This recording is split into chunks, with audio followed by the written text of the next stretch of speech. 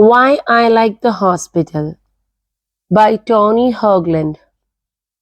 Because it's alright to be in a bad mood there. Slouching along through the underground garage, riding wordlessly on the elevator with the other customers, staring at the closed beige doors like a prison wall. I like the hospital for the way it grants permission for pathos. The mother with cancer deciding how to tell her kids. The bald girl gazing downward at the shunt installed above her missing breast. The crone in her pajamas walking with an IV pole.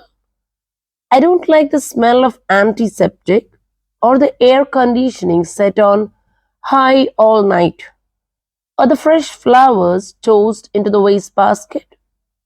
But I like the way some people on their plastic chairs break out a notebook and invent a complex scoring system to tally up their days on earth.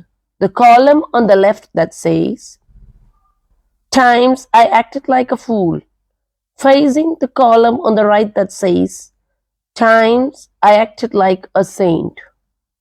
I like the long prairie of the waiting, the forced intimacy of the self with the self, each sick person standing in the middle of a field, like a tree wondering what happened to the forest.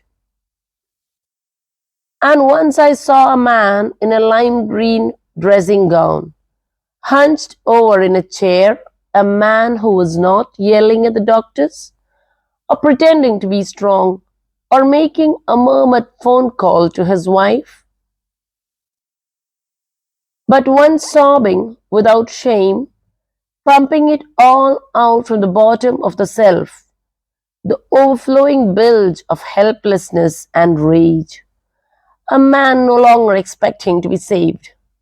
But if you looked, you could see that he was holding his own hand in sympathy, listening to every single word, and he was telling himself everything.